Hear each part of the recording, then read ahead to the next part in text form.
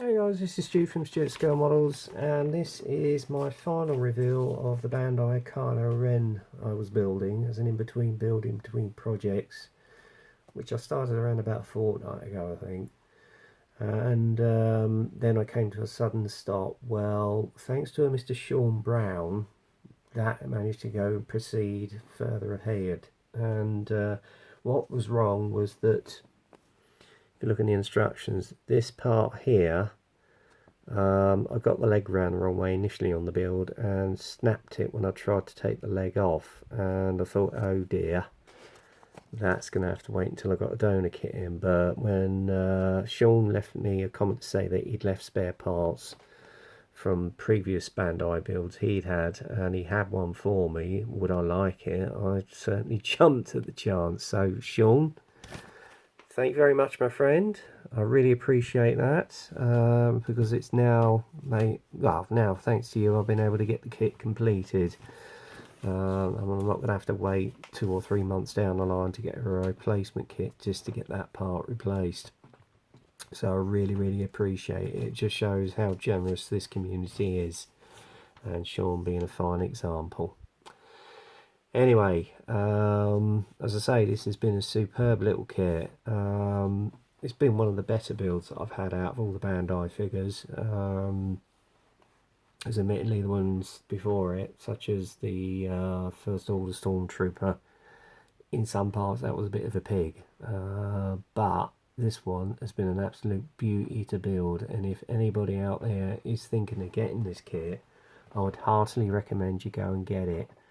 If anything, they have slightly improved on the quality of the actual fabric on the cape of this character, and it's again very easy to maneuver and put into any sort of position that you want to, and it really has come out well. So without further ado, here we are. This is Kylo Ren, the completed build. So there you go. And as you can see, if I move him around, because I haven't got the camera angle right, I've got the other 2 previous figures from The Force Awakens with him. And I'm just going to move and centralise the shot, because as ever I wasn't prepared. And I'll move the camera up, because you can't see all of his lightsaber. But now you've got him alongside the other 2 figures from The Force Awakens, so it really does complete the whole set. And I just love the figure. As I say, it was a very easy build to put together. I've got him in a fairly dramatic pose. I couldn't get him at the full angle I wanted, because obviously I was a bit restricted with the base. But again, it just shows the lovely flowness of the actual cape that he's wearing. And if you remember from the film, when you first see him, he actually sends out the Force, to repel some of the raiders on Tatooine, I think it is. And that's the pose I decided to actually pose him as, if you see what I mean. You're going to have to excuse me because I'm still half asleep. I've not been too good, so nasty bug that's been doing the rounds at work. So I'm having a day of rest today, and I did manage to complete him today. And as everybody knows, it's been a general election in the country today. Not quite the result I was hoping for, I have to say, but it is what it is. We've still got our Prime Minister, and Brexit will go as planned. Although she's got a reduced majority, but for me personally, I'm pleased she's still in office. Anyway, my political allegiances aside, I don't want to get involved in politics. I don't want anybody leaving political comments on this video, because they will just be deleted, and that's not what this video is about. It's election day. Well, yesterday, but now we've had the result, so there you go. Anyway, as I say, it's more importantly about this build. I was going to put them on the turntable, but to be honest with you, I thought I'd pose him with the other 2 figures from The Force Awakens. It looked more effective, particularly Captain Phasma with a lovely chrome armour. And they will sit proudly in the cabinet as is displayed here. I did do a little bit of paintwork just on the lightsabers here.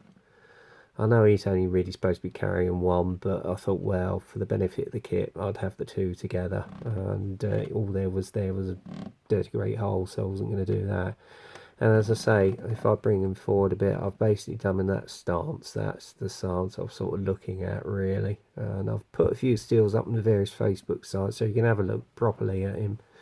But as I say, I just love this cape. The way they've actually enhanced the material and the folds and the creases in him is just absolutely awesome.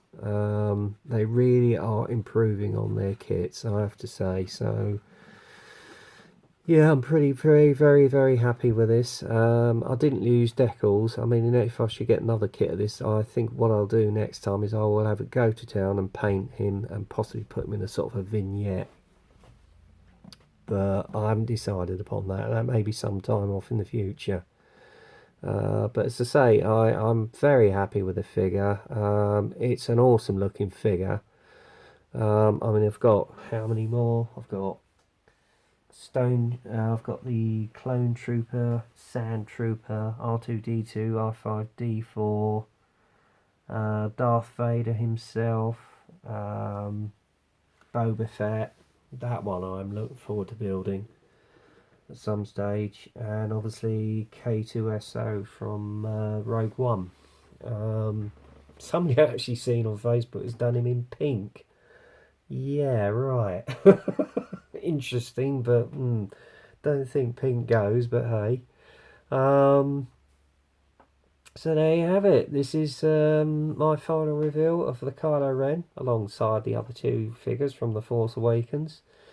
And I hope you like what you see. So I'm going to bash on now with the AT, just get some weathering done. I'm going to put dark dirt wash down and then possibly crack on with my other projects I've got in the offing. But as for this one, she's done. Well, say he is done, and he will sit up in the salon alongside the cabinet with all my other Bandai Star Wars builds in pride of place. So there you go. Anyway, that's it for now, guys. So until the next time, get kit crazy, happy modelling, and I'll speak to you soon.